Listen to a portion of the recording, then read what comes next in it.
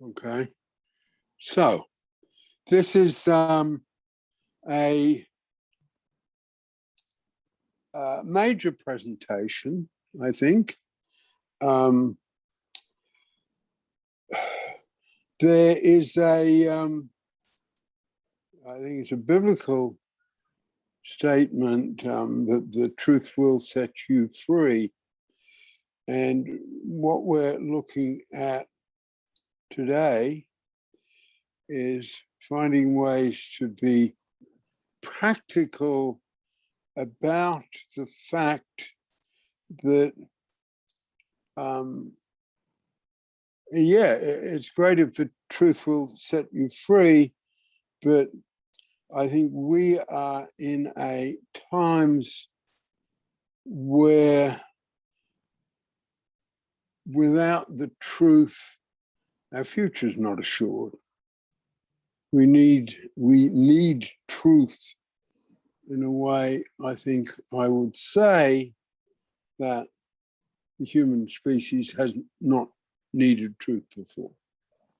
And the truth we need is a human truth, because in a sense, the truth will set you free is a religious statement. You know, the truth isn't God and that will set you free. But what we're saying is,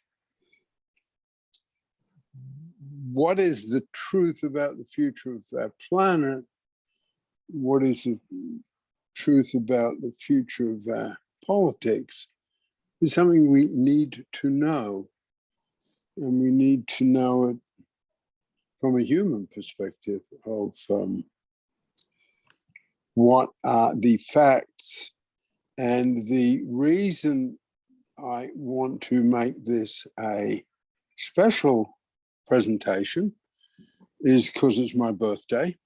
So this is a birthday presentation. I'm 88 today. That's a truthful statement. Yeah, and even that situation, you know, a lot of people don't want to tell people how old they are. It's almost a small example of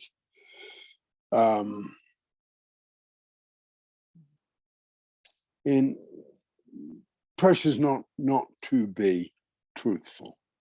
So, and what we are looking at today, and sticking to the lesson plan, as well as making this a major presentation by me, is that in social strata, which is how we relate to the world and the groups and values within which we grew up, you know, how we relate to class and sex and race and religion and color. All of those things in Pellin relate to social strata, and within social strata lies issues of racism, bigotry, oppression. I think and what we're looking at today is specifically how we can be transparent, have the right script lines, and deliver straight messages in terms of what our political and social beliefs are. But because I wanted this to be more of a major presentation, I want to put that into the background of that script lines, transparency, and straight messages are a commitment to the truth. And the Pellin approach to the helping professions has always been different simply because of transparency. And when I was first developing that, and that part of it is mine, I developed that well before I met David Pellin, well before I met Fritz Perls, well before I met Merv Davis. And very early on, it just didn't seem to make sense to me, to put it in another context of what we like in Pellin, common sense, that the people who were doing the helping could not be open about who they were to the people they were helping, and that the people who were being helped could not make that demand, or didn't. That demand would be a reason to put a label on the person who is asking the question. Well, what's wrong with you that you want to know who I am? And I mean, I didn't have the whole thing wasn't as formulated, and I wasn't as confident back then. And I was much shyer, so I did not share these views particularly with anybody, even people I was close to. I kept them to myself for years. And of course, for me in that particular journey, and then coming across Fritz Perls and David Pellin, Fritz Perls, Merv Davis, who didn't have a clue about transparency, you know, and weren't interested in it. So I was a bit on my own with it, and then coming across AA as an outsider, not as someone who needed AA or needed Al. It hadn't been in my background, in my family background, addiction, substance abuse, or in my life. And coming across AA, which was based on transparency, it was like a, I guess it was like a permission for me to go public, putting it simply. And of course, as you know, I say that for me personally, the most important statement in the field is I'm Bill, I'm an alcoholic, because that's truth. I mean, what you have in AA is a lot of truth. And transparency in many areas when I first developed it was not popular. And as I have mentioned here other times, you know, I saw it become popular. I saw it become popular in politics and business, and people, you know, it was a good thing to be transparent. And then even to the point where it was a necessary thing to be transparent. But, you know, to be honest, those values never particularly permeated the helping professions. The helping professions, and one could say the religious professions, maintained a right to be closed, and then developed theories to justify that. Develop theories to justify not being truthful. So, given that I'm saying this is my birthday presentation and I'm going to give it some oomph, you know, this is about truth and the search for truth. And I think and then we've got practical things about it. You know, Mary,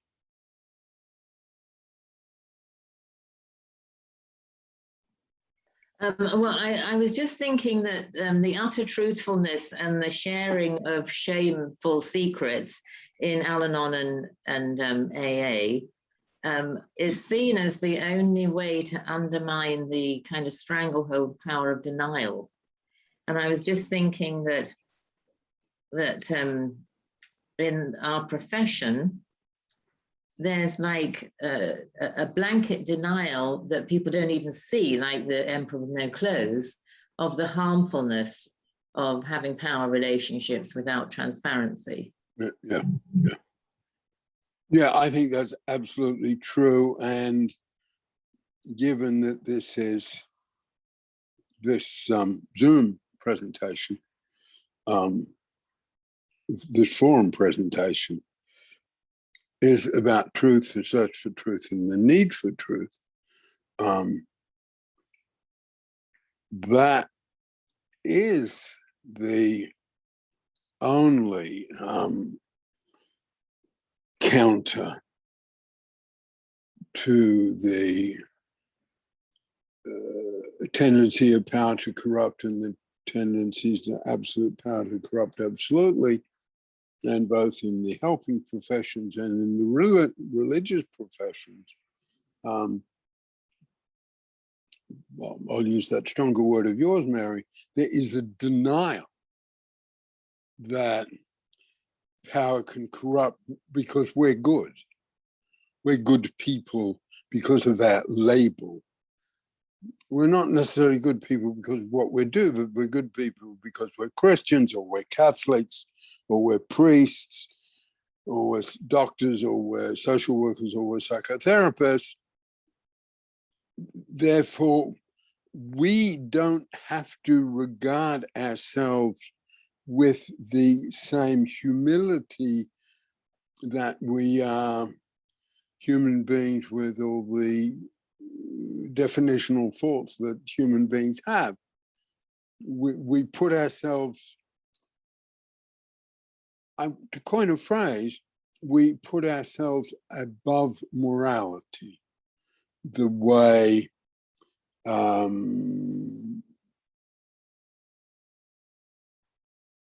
political oppressors put themselves above the law. I'm a priest, that doesn't apply to me. I'm a psychotherapist, that doesn't apply to me. No, you can't be a priest unless you're a human being. And you can't be a psychotherapist unless you're a human being. You know, you got to sort of show that you have, you know, 2 hands and 2 legs and you stand up straight. But essentially what they're saying is we are above those principles, just the same as oppressive politicians say we are above the law. And it's a, you know, it's a part of, not to digress away from the practicality of transparency, script lines, and straight messages too much, but it's simply it's a fact of history that oppressive regimes were above the law. And the law doesn't apply to everybody. What we're saying, the law applies to everybody. And the principles of the necessity, the principles of truth apply to everybody. So what I want to do with that is put, pardon me, put script lines, straight messages, and transparency into this wider context, which is about principles of honesty and truth. And we have within those 3 tools real, as as I think we visited here over recent weeks, we have real practicality, okay. We've got the theory and the philosophy we need about these things, but we also have the practicality, you know. We have, if we are helping people, if we have a professional responsibility to people, we need to look at how they see us. We need to have a sense, if we are making contributions in the world within the caring life force, we need to have a sense of how we are perceived. And the theme, let's just stay with that a minute, how we are perceived by the world, which of course will depend on how we present to the world.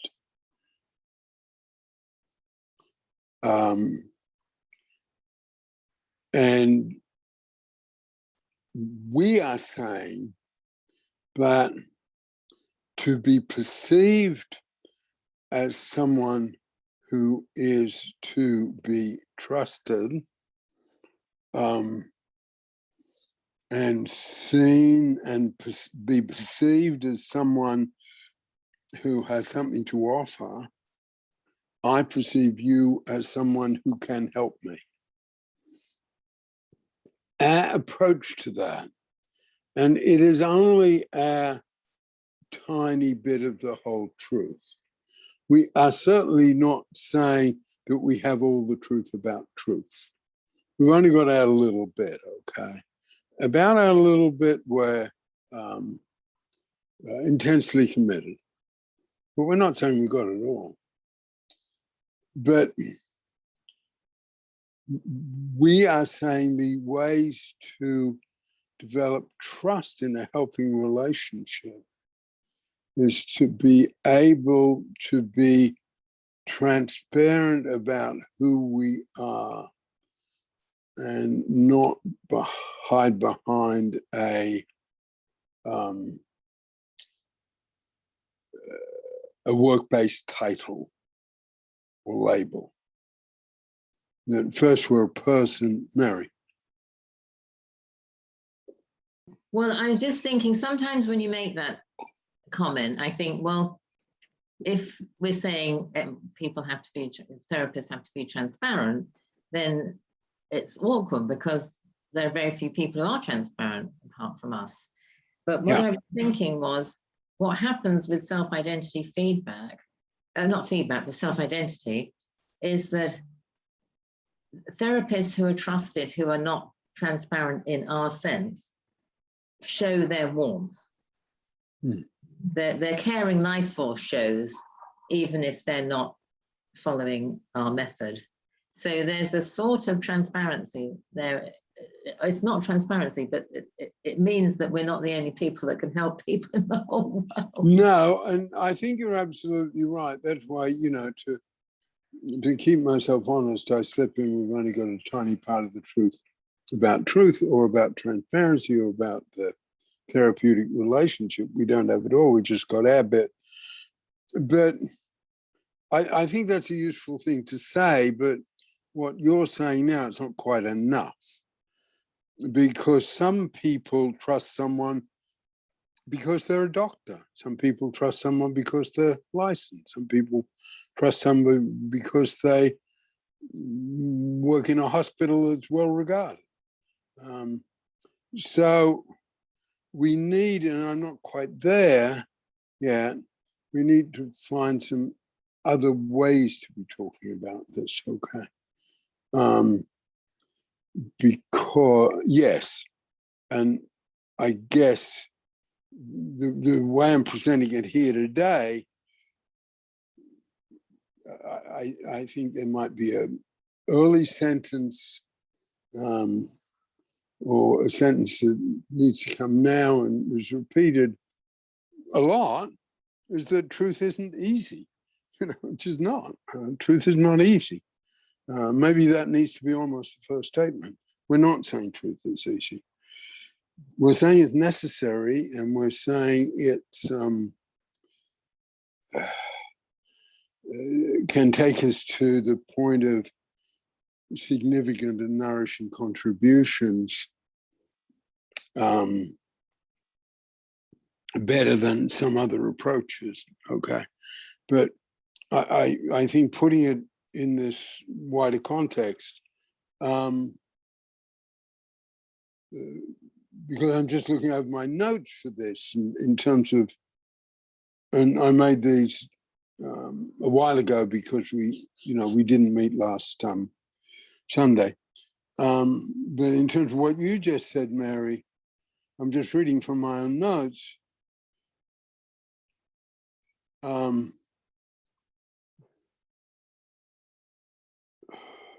Furthermore, each of these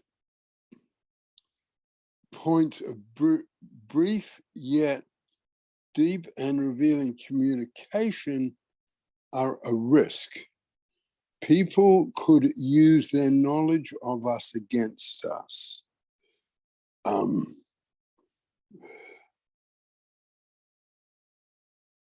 Hence, 85% of professionals in the helping professions are not transparent.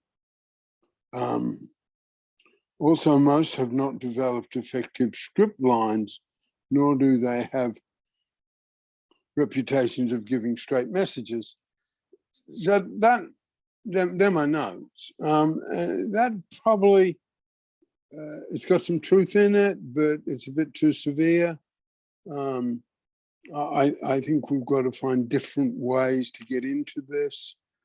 And that has been sort of always the case.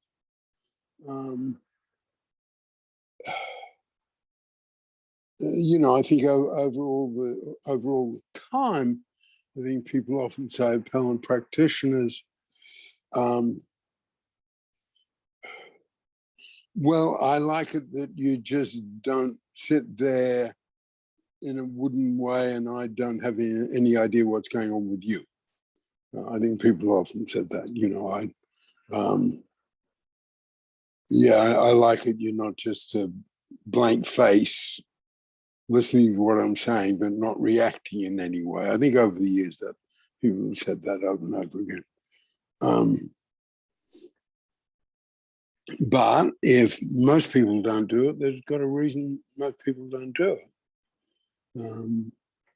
Well, they want to hold on to their hidden power, right? Subconsciously, yes. They want to hold on to, they deny that there's a power differential in the way we think about it, and they want to hold on to it because it keeps them safe. Yeah. But I think even more than that, it's a bit like, I don't know, trying to think of an example. I can't. I'm trying to think of a metaphor. I can't come up with one. Like a business person who's someone running a small hotel and they're just too concerned about being ripped off because they had a couple of people who walked out without paying the bill. So they're just sort of untrusting of everyone who walks in the door almost, or put on that persona. It happened in Italy, and it's still a bit of a problem. Italy doesn't do very well with supermarkets, okay? And when the supermarket first came into the town I'd been in for years and years and years, the thing they were absolutely obsessed with was shoplifters. So they sort of regarded everyone as a potential shoplifter. This is true. The place actually struggled for some years and then closed down. and now it's a sort of ugly shell outside of town, you know. And you had to put your bag in a locker. You couldn't take your bag into the supermarket with you. And they had people watching on every aisle. They just couldn't get around. You know, there are shoplifters, therefore they treated everyone like a shoplifter. And I think it's I think that particular example is relevant, you know, to the helping professions. You know, I was transparent with this client, and she used my transparency to put in an ethical complaint against me. So I'll never do that again. Cynthia. Well, I mean, I see the risk of it being transparency being used against you, but unlike a lot of, you know, coming as a, you know, coming from just a person who's not a therapist, but people who have gone to therapy and who have brought it home, and I don't know. I think there's a risk you can damage somebody else by transparency, and even the person you're trying to be transparent to, and direct messages. I mean, I don't know how many divorces were called because somebody decided to tell the other person what they thought or felt, in a way that, I mean, there's also divorces because they never told each other, but they told them in a way that, and I mean, it doesn't seem like a lot of Pellin stuff is graspable and you can use it safely, even if you don't really know what you're doing. But it seems to me that transparency and direct messaging, you kind of need to know more what you're doing in terms of how to be safe. I mean, if you're not like a therapist, if you're just, you know, an ordinary person in the world. I think you talk about script lines with that, but maybe you're getting to that and I should just be quiet. Well, no, you're absolutely right about that. And that's where we say, because there's another take on this, okay, which I'll present in a minute. Small steps. All this stuff. Yet, David said, the perfectly truthful man is a dangerous man, okay? I never, but that was one of the few things of his I never quite took on. But I think because it's too easy in my view to then use that to be untruthful when you could be truthful. And as you said, you know, saying, because my work on relationships, which I guess for personal reasons I haven't really looked at in years and years, a bit too painful for me. But I talked about communication in a marriage at times has to get to the place where you're communicating on a level that means the relationship is over. At times, it has to be that deep and painful. And that is what gets people through hard times. You know, that was in a particular sort of context of training couples counselors. But you're right. I think that there is, and that's where, and particularly we've got it with, we put it out so clearly with script lines. You know, there's got to be tons of rehearsing. The first crack at it isn't probably going to work. Straight messages are a commitment to honesty, but then it's a question, how do we deliver that? Mary. Sorry, I just wanted to say something to Cynthia's point. within the helping profession, you may have thought of this, it's pretty obvious, but in the helping professions, the transparency kind of balances that there's a power differential. And what you raised about two ordinary people, in that hypothetical situation, there isn't a power differential. If you started talking about when you were a lawyer or something, then, you know, I don't know, forget that bit. That was the point I wanted to make. No, I'm thinking about it, and I'll just be, you know, where my family members had been to therapy or been to some support group and then just decided we're going to be honest about everything. And you have to be honest too. And it turned into a big old scary mess. Right? No, that's something that really affects my life. Not so much now, because I'm narrowed down on what is my work going to be and what am I going to leave behind. So I'm not out into the wider professional world as I was once. But having said that, there's a whole thing in Gestalt therapy, and I think it started in Gestalt therapy, but probably other parts of humanistic, I'll try and get back to that word, sort of therapy world. And, you know, I guess that it became popularized in, hard love or tough love. But then it really affected so much communication. And, you know, it was Nikki and Mary. No, I wanted to resuscitate the word nice. But, you know, you had to be sort of frank almost to the point of being nasty, or you weren't being authentic. And it was just sort of nonsense, but it was all over the place. It affected, like I know people, people I'm close to. You don't say, hi, Peter, hello, Peter. You say, Peter. And you don't end up with love or two kisses. Yeah, it was sort of weird, okay? And it's just weird, but it absolutely took over. And, you know, I got out of the blue, I got a text from someone I hadn't heard from in years.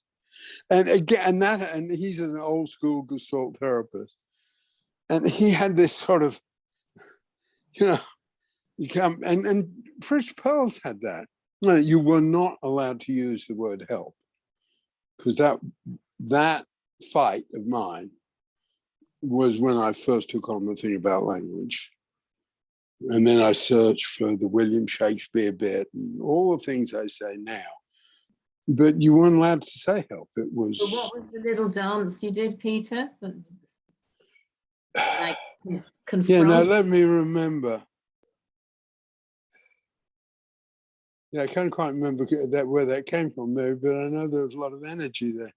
It was like, and I was sort of junior around Perls, not later.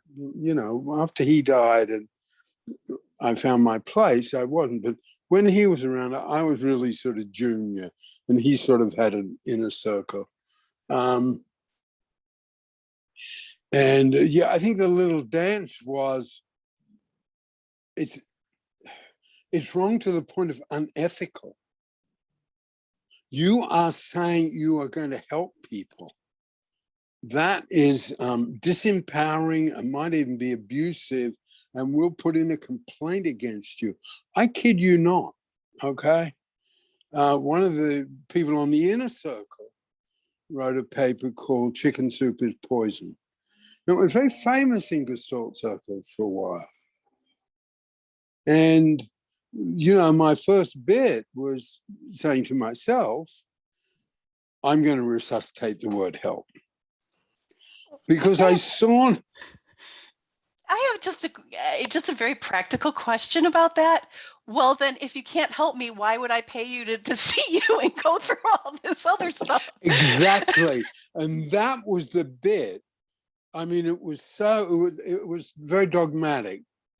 It was, I don't know, it's not quite as bad in America, but it's really quite bad in England. The dogmatism of the left really reduces their political effectiveness. I won't go into that sideline. But you're right. And that was the place I first tackled it because, okay, you know, you're talking to your cousin and you're gonna tell your cousin why you're seeing a Gestalt therapist, and your cousin says, well, does it help? You know, I mean, you're absolutely right, Cynthia. That was a point I took on. That was a point I took on. And I caught it once or twice, someone saying to Fritz Perls, Fritz, I need some help. Could we have breakfast tomorrow? And I was like, you know, an inspector in a thriller criminal series, grabbing onto a bit of evidence, okay? It was just said quietly, but because you weren't supposed to help, you weren't supposed to give feedback, you weren't supposed to give your opinion, you weren't supposed to give your analysis of it. And then someone saying, oh, Fritz, I've got something going on, I need your help, could we have breakfast tomorrow? I mean, that to me was that was a smoking gun, okay? Another phrase. So they're sort of hard issues. And, you know, I think they relate wider, and maybe I will say something about it.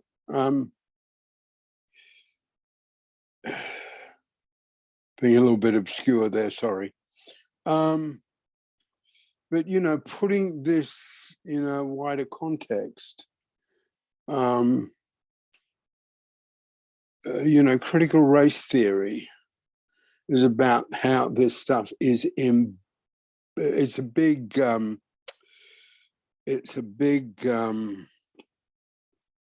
political dispute in American, Nikki. There's something called critical race theory, which is very academic and actually developed by a lawyer, this guy, Frederick Bell. And it's about how racism is absolutely sort of embedded. It's what in England we call institutional racism, and how racism is absolutely embedded in so many American structures. And it's, you know, the Trump people are using it to be vicious. Well, more to the point is silence. Being you are not allowed to say that there is such a thing as systemic racism, or you lose your job in certain states. Yeah, so exactly. Thing, isn't it? Or if you want to teach this book, you know, this guy, I think he died 10 years ago. You know, he was an old lawyer guy, you know, professor at law schools and stuff. But not allowed to teach it in schools. You'll get fired.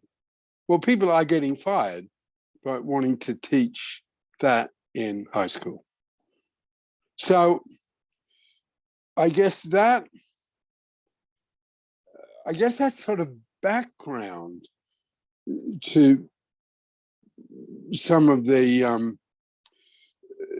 what here I'm saying about truth, and coming off the phrase, you know, the truth will set you free, and moving that into, if we don't have the truth about our planet and our politics, our future is not assured. Taking the search for truth, slightly widening the scope, because I wanted to be bold on my birthday. Okay. but then bringing that into and bringing it back to today's topic, lesson plan. How can we be transparent about our values? How can we find script lines about our values? And how can we find straight messages about our values? So it bringing those three things very much into social strata, okay? And I just want to,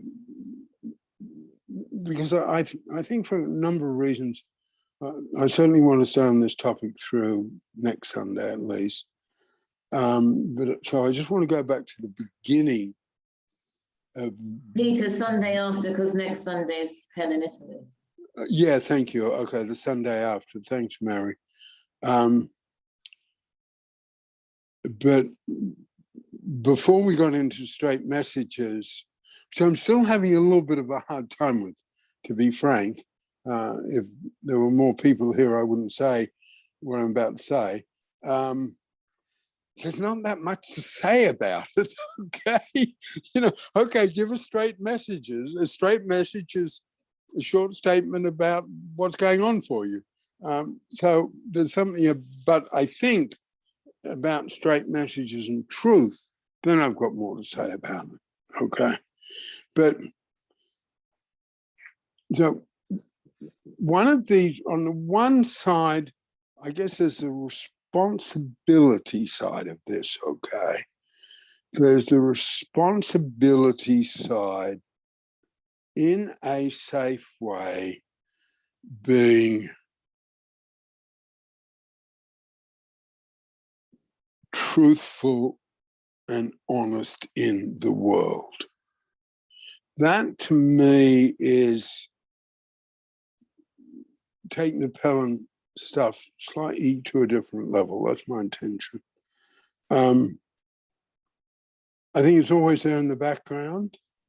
But then, and I think if we put it in the context of truth and honesty, and taking Dave's statement, perfectly honest man is a dangerous man, then this is by definition a necessarily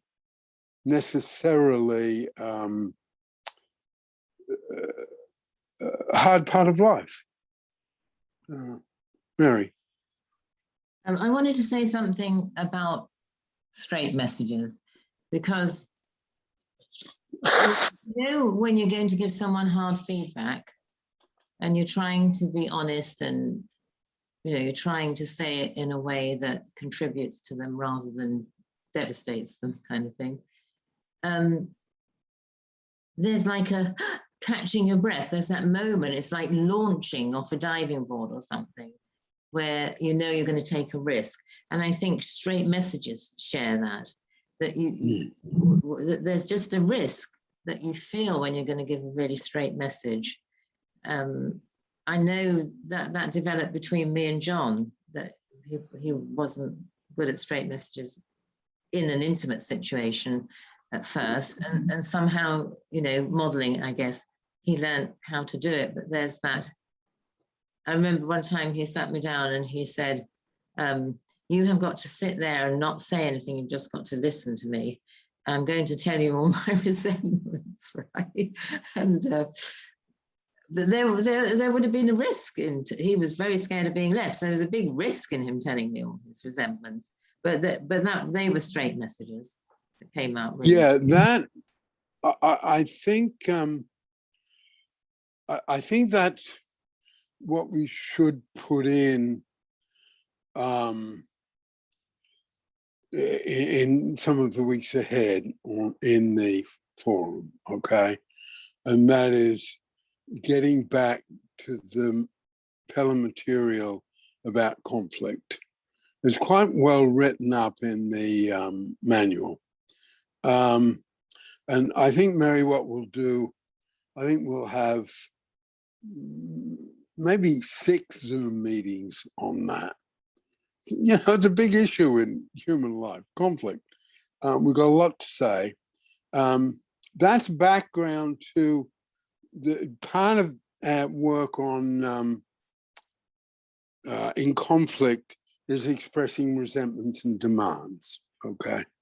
And, you know, we had a whole lot of ways we had of doing that in long residential programs. But at the same time, both with hard feedback, and I think in some ways, Nikki and Mary, we've sort of forgotten this a little bit. You know, I've sort of, you know, been doing it in the way I've been doing it for a long time. Bit routine. But, you know, there was always training about how to give hard feedback and how to receive hard feedback. That was there before we did it initially. And there was training about how to deliver resentments and demands. And I remember in particular, the training about resentments and demands. What is, you know, time, what was it? Time, place, and manner. I'm really rusty on this because I haven't looked at this material for a long time, for a reason I'll say in a minute. So in other words, if you're expressing resentments and demands, it's not doing it spontaneously. Any more than script lines are spontaneous. Any more than a great deal, but not all, of transparency is not spontaneous. And you know, where are you going to present, where are you going to express the resentments? And this was a lot working with couples, Cynthia. You know, where are you going to, how are you going to present them? I'm sorry, where are you going to state your resentments and demands? Literally the location. You know, when are you going to do it? How are you going to do it? Sort of, you know, have you thought it through? So that means in couples work, okay, you got all these resentments and demands. Yeah, don't express them when you frazzle with the kids because they can't stop fighting, you know. You know, get your parents to take the kids, go away for a weekend. You know, that's almost a location of where you're going to express the resentment and demand. Then there's a question of what time. You know, don't do it at 1 o'clock in the morning. Do it at 1 o'clock in the afternoon. And how are you going to do it? And for many of us, I'll include myself in this, I don't have the courage to do it that way, right? When I remember when I was teaching this years ago, I say it's like a blow, you know, some of us have to blow ourselves up like a blowfish, right? So I can only find the courage to get the resentments and demands out when I'm on a big high. And then I'm cleverly nasty, okay? Please put that in the past tense, Peter. That's what you used to, that's what you used to do. Okay. At it now. I'm doing it again, am I? Yeah. Well, Peter was scary, people who were newer. He was very scary when you did that no fish thing. Yeah. So, lucky you haven't seen it, new people. Yeah. Okay. Thank you, Mary. So can I just say that I think that's really interesting because I have noticed that I have a lot of courage about communication. Perhaps part of me being the communication director. I will go to, it's a performance life force. You need performance life force for difficult communication. You still got to assess how not to hurt and things, but I'll go to the edge of saying a truthful thing that I want to say. And I'll go that diving board thing, and then I'll say it, and it's a little high to take the risk for me. Yeah.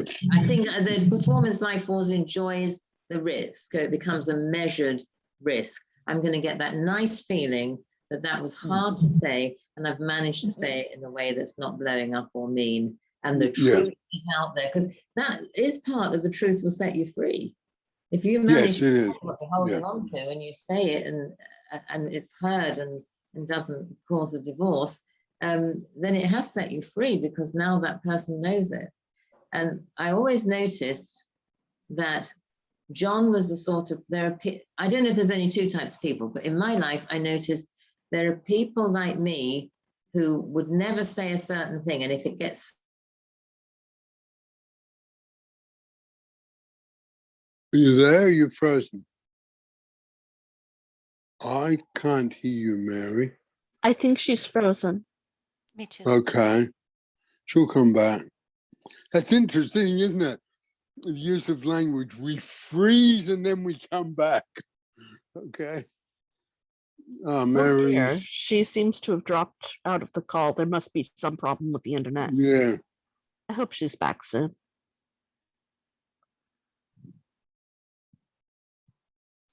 I need to hang up and call back. Is Mary the one in charge of It looks whatever like it's called? Elizabeth got put in as the host. I'm the host. Go ahead. Oh, thank I'll you. let you Okay. back Oh, in. thanks, Elizabeth. Okay, bye for now. Let me just put the light on.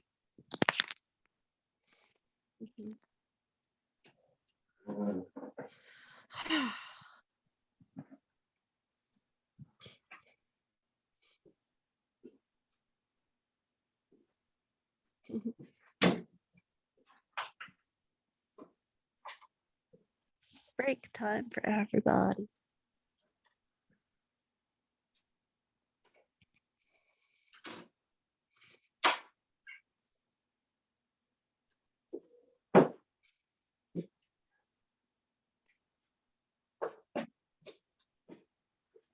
Welcome back, Mary. Yeah, I'm going to accept that as the universe telling me I was talking too much. Nikki's had to ring off and will be coming back. She's here now. I'm back. I'm back Oh, now. good. Yeah, thank you. Yeah. I think Mary was in the middle of saying something really interesting. Oh, yes. Okay, Yeah, well, I think you were. I'll finish it then. Well, I the have a thing that question after that. I'm not muted, am I? Can you hear me okay? Mhm. Yeah. Yes. So the thing I've noticed is, suppose I had ever thought I really can't stay with John, he's just too difficult a person, and I had said that out loud, it would be, I wouldn't have said it in a high and a row, because I knew the effect would be devastating. It would have been the truth, and I wouldn't be able to take it back. Right? So there's people who hide a truth, and if it comes out in a really difficult situation, it absolutely has to be taken seriously. And I lived with someone who would blow up complete nonsense things. And when I learned that, why don't you go and marry Peter Fleming? Why don't you go and live with your friends in England? Why don't you go and live with your friends in Rosarito? I knew that that was utter rubbish. And I didn't even let it upset me, because it wasn't truth coming out. It was like insecurities and things. And I don't know if there's more than two variations on that, but that's just something I've noticed that I use a lot when I'm helping people, trying to find out, are they the kind of person that's going to say rubbish you have to ignore? Or does that mean that they're really telling you? Yeah, no, I think that's true. And I think because you got, I think we can say, I think we balance the truth will set you free and the perfectly honest man is a dangerous man. I think we balance those. And I think we balance the strength of transparency, script lines and straight messages with the code of negative around the positive. Because the thing I'm aware of as a parent, as a dad, and as a father-in-law, that within a family, things can be said that are just indelible. They don't go away, okay? It's not the same as at work.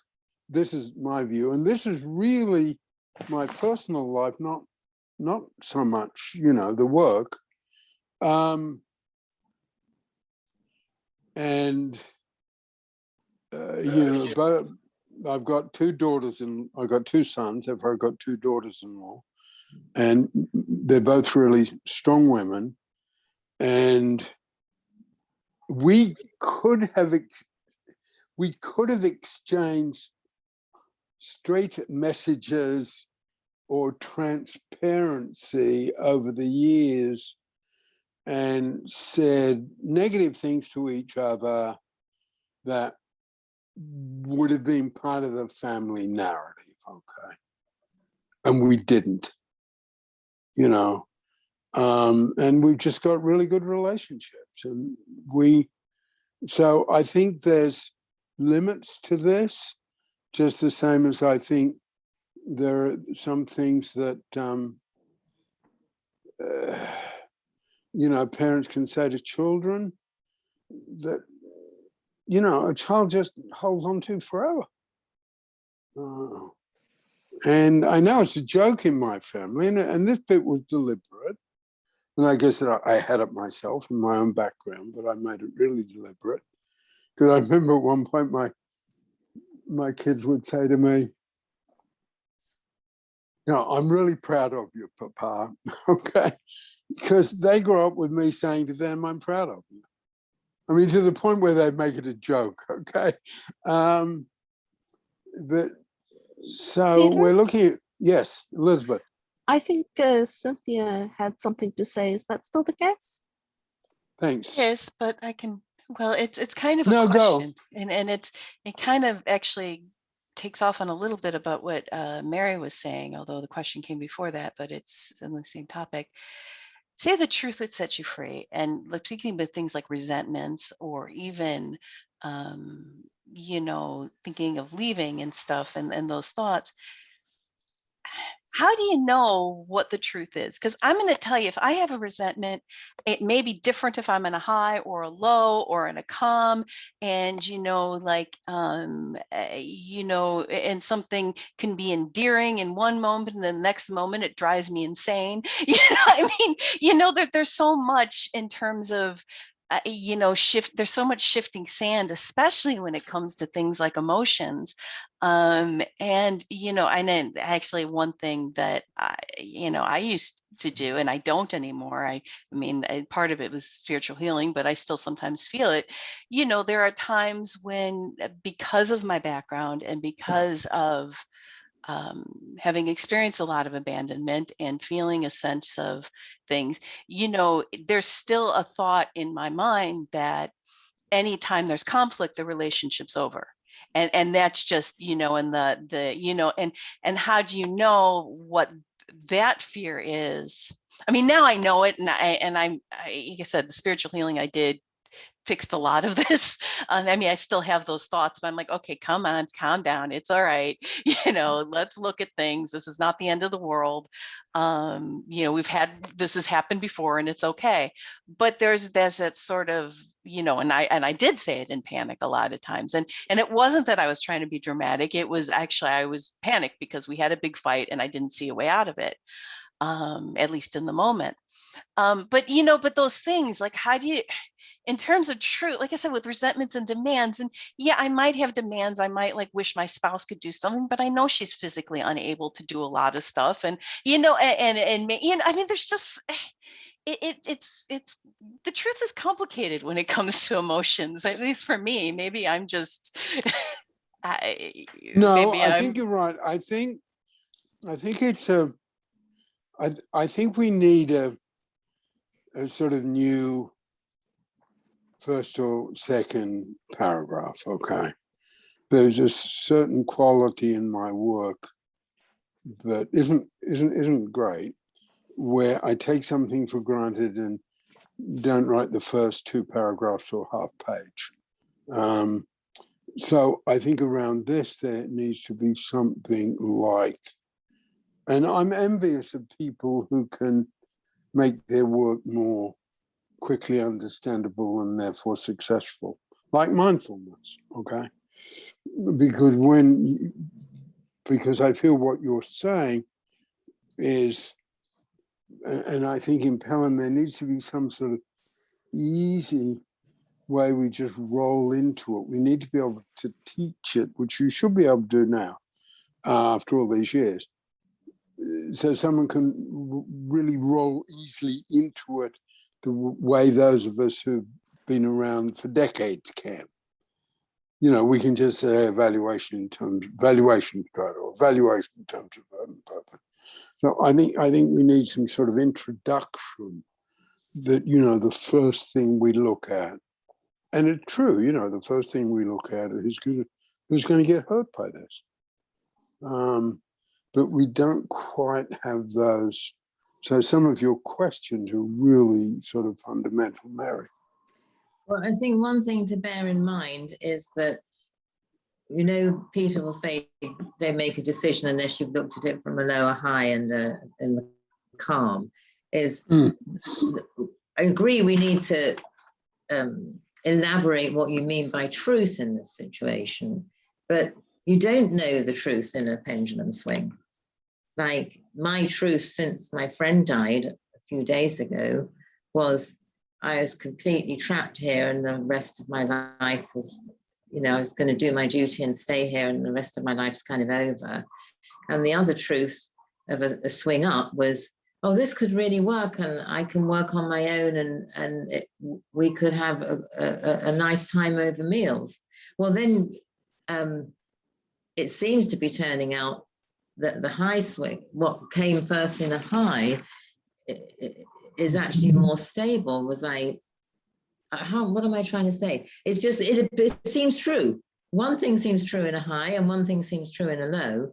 And therefore you have to bring time into it because otherwise you can't find out what the time is. And when you're in a trauma panic, like you describe, there isn't room for that time, except as you know, learn and absorb and apply the tools. I think that a word that might work there is perception, okay? It's just off the top of my head. So we're seeing something from a number of different perspectives. I'm getting myself muddled up between perception and perspective, but don't worry about that, because this is just first draft.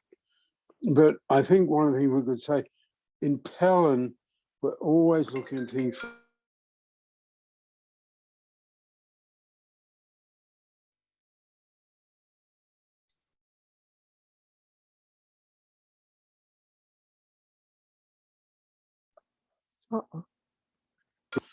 Hi, I'm in the middle of my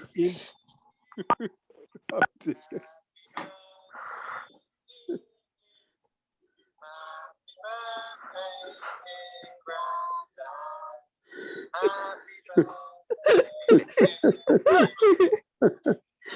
That, I love you. I love you. I'm in the middle of an international forum meeting, okay? But they all liked hearing me say, my grandkids sing happy birthday to me. Presents from Amazon forgot to change the address, so they've all arrived at our house. Oh dear, that's okay. I'll look forward to it. Call me something after 9:15, okay? Okay. Okay. Yeah, okay. Love you. Bye-bye. Well, that's yeah. Talking about memory links, you know, my kids have got memory links about the work comes first, okay? I know that. So I got to be careful. Oh, I can't talk to my grandkids now because I'm working. You know, fuck off, Papa. Pardon the expression. So thank you for that anyway. Yeah, I think we need to, you know, I use the truth line and we've only got a little bit about the truth a lot, but I think we need some freshness about it. And, you know, safety comes first and we got the ground rules, but I think we need some freshness, just some sort of simple messages. It's almost about, one thing we're talking about here is almost about risk management, isn't it? You know, because some straight messages in a family, or, you know, a father saying to a daughter, you know, he would only need to say it once in some circumstances. Well, you know, your education is not as important as your brother's. I mean, that can just, that statement made once can last forever. Or, you know, I've always disliked that you were shorter than me, a wife to a husband. You know, I mean, some things have to be not said. That's the truth to those people that binds the other person forever rather than setting them free. Yes, exactly. Exactly. So that's the other side of it. Yeah, sure. Well, I'm aware Elizabeth wanted to say something and she can go first, but right at the beginning of this, I'll just say the background. I saw how something that happened yesterday with you and Nikki has set me free, and I wanted to say it before we finish. But Elizabeth, did you have a question or a comment? Nothing that can't wait a while. Okay, well, I don't think. Well, should Elizabeth go first because she's not gone. Well, I mean, it's not pressing. It's just a little observation. Well, two, really. We love your observations, Elizabeth. Go ahead. All right. Well, first of all, I'm listening and finding how really grateful I am that my normal therapist, mundane therapist, instinctively reaches for transparency as a tool, even though I know that's not what she was taught. You know, knowing things like she grew up in a similar community to where I spent my first 8 years and really understands how that changes a person, and that she's been angry about some of the same things I've been angry about lately. It's just enormously helpful, and I'm realizing, sitting and listening, how rare that is. And I lucked out, frankly. The other is speaking to what Mary and Cynthia were saying earlier. I find with myself that those Gestalt chairs are often filled with conflicting truths, even in the calm. And what I've had to do is just decide who's in charge. You know, and the person who's in charge is generally the truth I'll express, and I don't know that that's a perfect method. Is what, Elizabeth? The person who's generally in charge is the person whose truth I express. You know, I don't know that it's a perfect method, but it makes us more friends. So that's just my little bit of how I've been handling it so far. That's all. Can I say my thing, Peter? Well, one of the things Nikki and Peter helped me with yesterday, and I got a change of perception, I got a change of perspective as after the help, was I'm really, really hard on myself that I got my license in 2013 and I didn't succeed in setting up a practice. And keeping this really short, I realized, and they kind of confirmed it, that I looked after 2 people till their death, and I took a situation where $4,000 a month was no longer coming in, and I created a way of financially staying in my house. And that's not surprising, that took from 2013 to the present day. And that has, I feel, I don't think it's just feeling better, that was such a shift inside me of like, oh, that is so obvious. Still need the script line for presenting to the world and the profession, but of course I couldn't have developed a practice under those circumstances. So I feel that's my little personal example in the last 24 hours of the truth setting me free and kind of turning things upside down. And I hope and suspect that if I go to that place, if I go down, it won't have as strong a grip on me, because this now exists as an undeniable fact, an undeniable bit of truth. That's where my, well, and including, you know, the startup that didn't work, that my energy was about survival or helping. It wasn't about getting little people to pay me money. Anyway, that's it. Can I say, I call that having a revelation. Mm. So I guess Right. within the word revelation, it sort of automatically assumes, well, that is simply a new truth that Right. one has discovered, doesn't it? Yeah. Yeah. It's not something that goes away, even when we're then low and think all negative thoughts. It's actually changes something to our core. That's where I came up with that as a shorthand thing in my journal always. It's like, aha, here's an important revelation I've had. As in, whoa, something has revealed itself to me and it cannot be unrevealed. Oh, that's really interesting, Nikki, because that's exactly what it felt like. It kind of came, it's because it's grounded in common sense as well. Yeah. That statement of the 3 sections of my life since John died, or since I got the license, sorry, before he died, and it just becomes like building blocks that I can't knock over because it's just so obvious.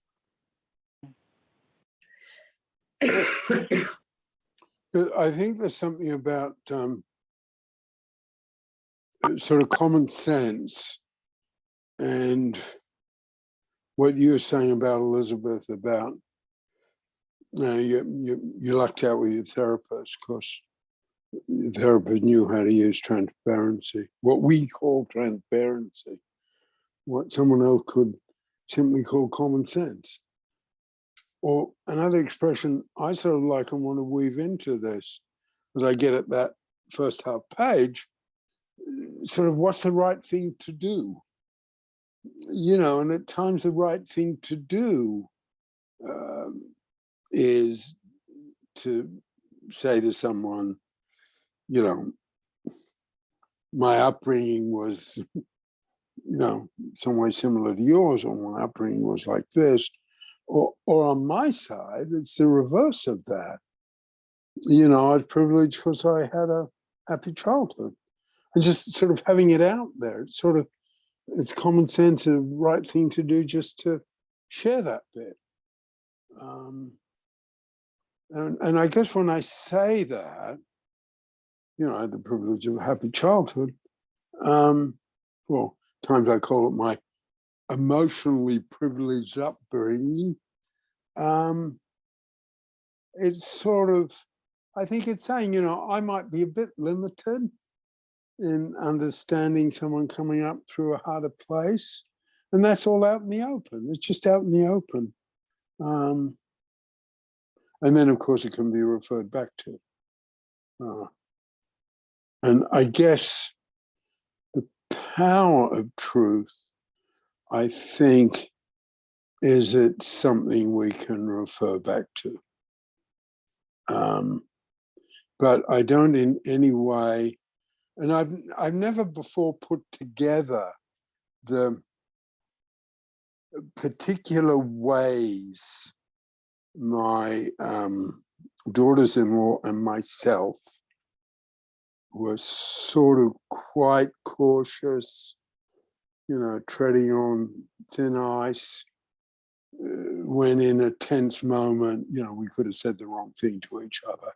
And that just lasts. You know, it's sort of indelible sometimes. And probably indelible sometimes, you know, when a couple are together in their early years and they've got to relate to parents-in-law and the wrong thing gets said, and it's just a shame. Peter, I was thinking that created a process of building trust that was not comfortable, but it built trust that you guys weren't going to be nasty to each other. Yeah. It's kind of an interesting contrast. No, it is interesting. And I think it's a real example of unconscious contribution. We were looking after each other. Yeah. And the family. Yeah. But even though people can look back and, oh, well, it was just silly and we've come through that, you know, those things last within a family. Those things last within a marriage. Yeah. I remember one, and I guess it was a straight message, bit of transparency, but I love art books, and I got a sort of stand so I could put an art book open on a table. And I wasn't a kid when I received this straight message. And my ex said to me, oh, that's so pretentious. That is still in my head, okay? And I love doing that. And I mean, it's an innocent thing, isn't it? You know, I go through times of loneliness or difficulty, and, you know, I don't buy a bottle of Jack Daniels, I buy an art book. And you're proud of them. And I'm proud of, and I still have them. Yeah.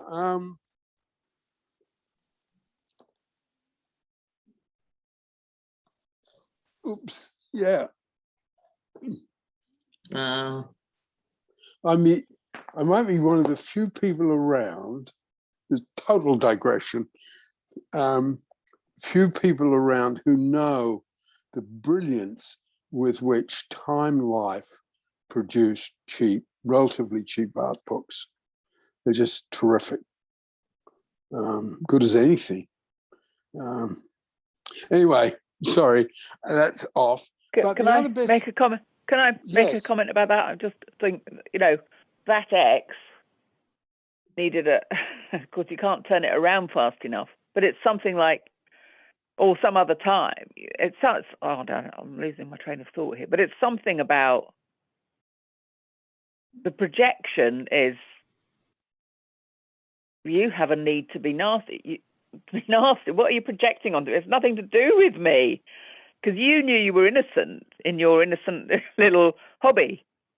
Yeah, so it's like, what the heck's wrong with that person having to say that shit, you know? Yeah. And it's hard to get it.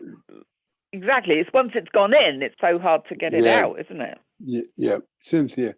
Well, and just, I mean, and I apologize if I've been kind of like devil's advocates here, but I mean, these are just, I mean, I do agree, and I like, and what you said is really good, and I've taken a lot of notes and stuff. But one of the things, particularly when we talk about the art group, one of the things that I remember my mentor saying to me, and I said it to more junior lawyers than me as I got more senior, you know, when it comes to divorce, I'm sure it's been said millions of places, there's three stories. There's his side of the story, her side of the story, and what really happened. You know, I mean, you know, it's just, you know, there's, you know, there's your inner truth, there's what other people see, and I think, you know, which is right, which is wrong, a lot of times it might be something in the middle. So I don't know, I wouldn't take any. And I also said, just as a general state of things, when you're in the middle of the divorce, don't take what your ex says too seriously. You know, but this statement was made way earlier in our marriage when things were really good. Okay. Oh dear. Yeah, exactly. And I think that's the sort of, we could almost say the danger of straight messages within a family or a marriage, because yeah, I'll say one story, and it's a good thing about my ex, not bad, but there was some tension between my daughter-in-law and me, and we were staying with them in Toronto in the winter. And I was really keeping my mouth shut. And I said, come on, we've got to get out of here. And we, put on our coats because it was cold and snowy. And my ex turned to me and said, Peter, you've only got one shoe on. Okay. So I was that furious, and nothing was said. Nothing was said. There was no straight messages that were negative and hung around into the grandchildren. And that's my son. That's my eldest son. So, my relationship with my daughter-in-law and me, just, love and respect, they're pretty important right now. Particularly in terms of how the kids can handle it all. Well, there's not that nasty sort of stuff and I guess, in another context, just in terms of my work and your work in divorce, Cynthia, how often are the nasty, indelible things said under the influence of booze, okay? I reckon that it would be pretty high. So there's just a whole lot of human fragility there.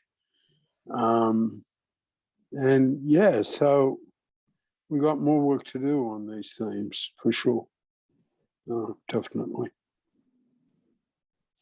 It's interesting for me to say, because this is almost a new start with work the work on transparency, I was certainly working on inside myself before David Pellin. So that means it's 55, 60 years. And at first, it was a bit like you said, Elizabeth. It was just sort of common sense. It wasn't a big deal. It was later AA, Martin Buber, and, quote all these other people. But at first it was just sort of, why not? Why not say something about me to this kid who's serving, 5 years in prison? Cynthia.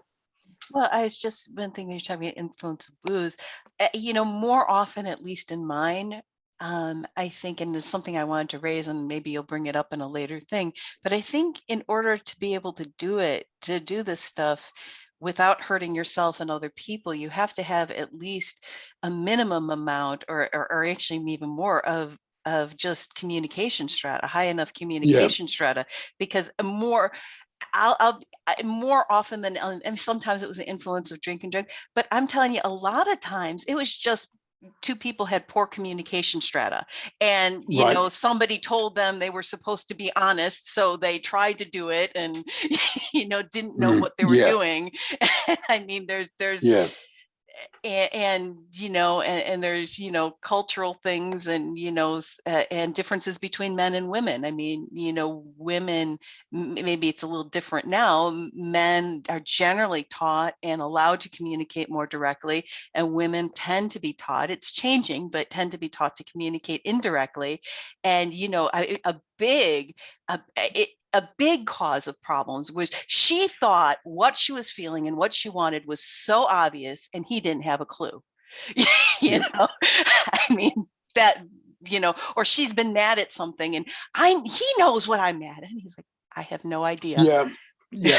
I think, and you're right about that. And I think we've got the tools to, and, I want to work on it between now and 2 weeks. That first half page, that first two paragraphs. because I think just reading I'm doing recently on a set of lovely detective stories set in Quebec.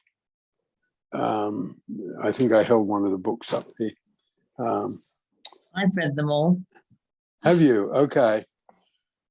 Okay, so, and you know, I'm Canadian, but I'm Canadian from the other side, and I was an immigrant, I wasn't born there, and British Columbia is not Quebec.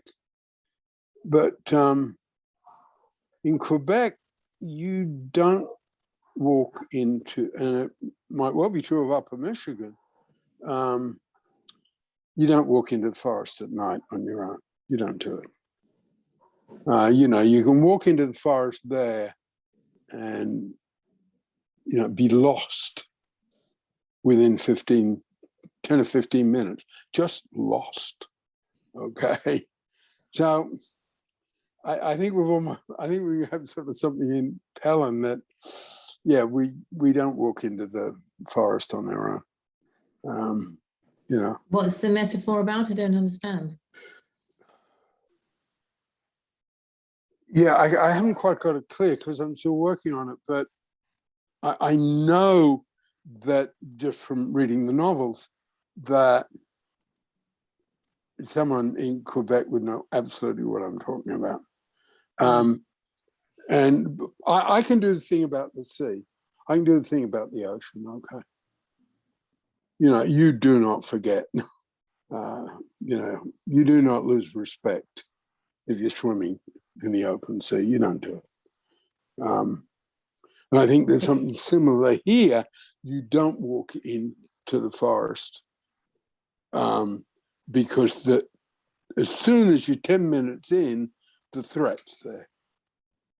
You know, Are you saying that this it's dangerous? Yeah. Sorry, Mary. Let me have a go. Yeah.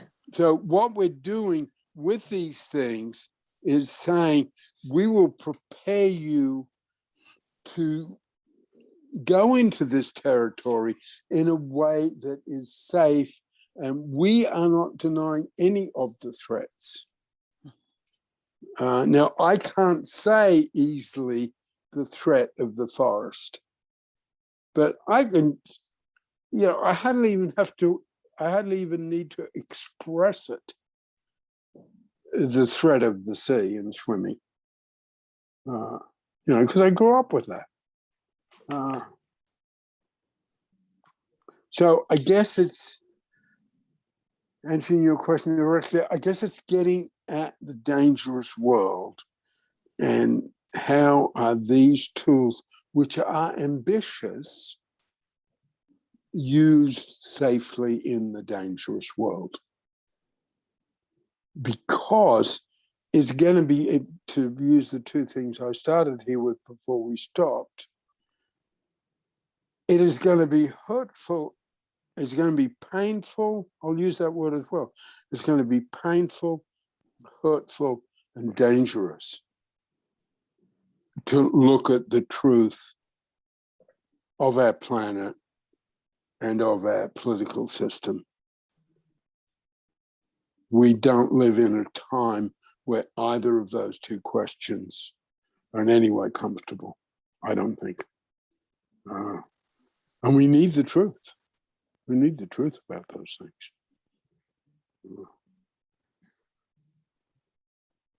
And I guess it's the same, and then it bring that into the smaller dimension. And one, you know, on my birthday, I can say, I've lived through.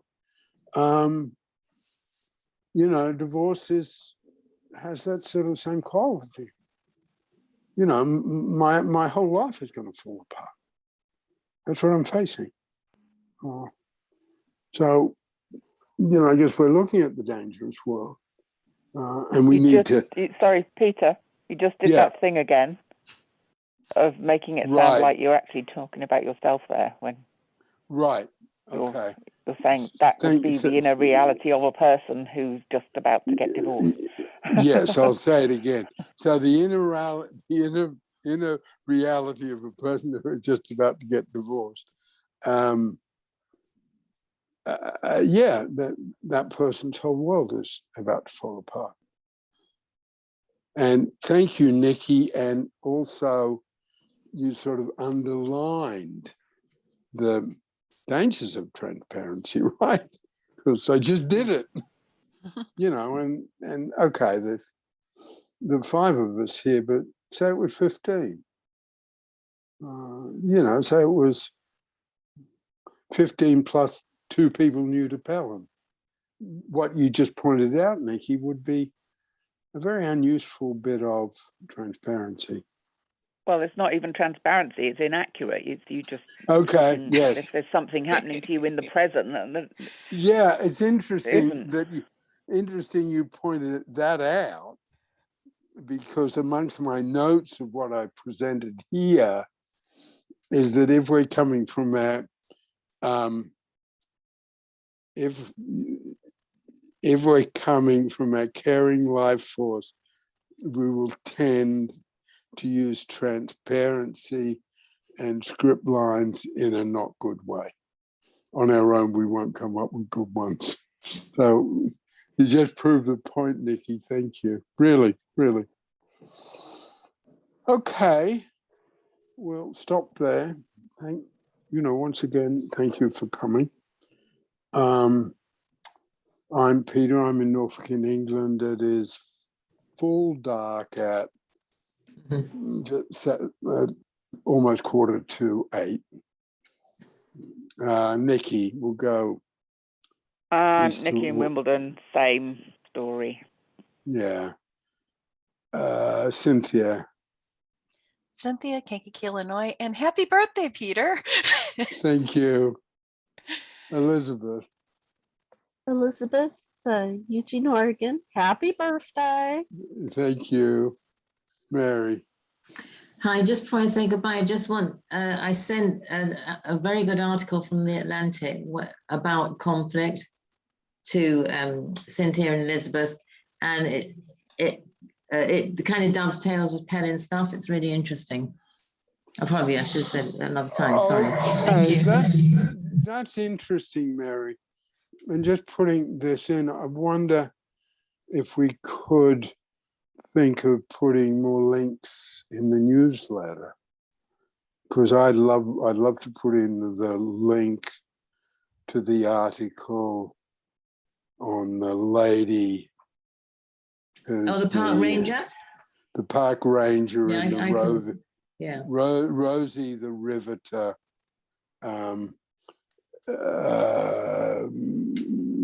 National Park in San Francisco.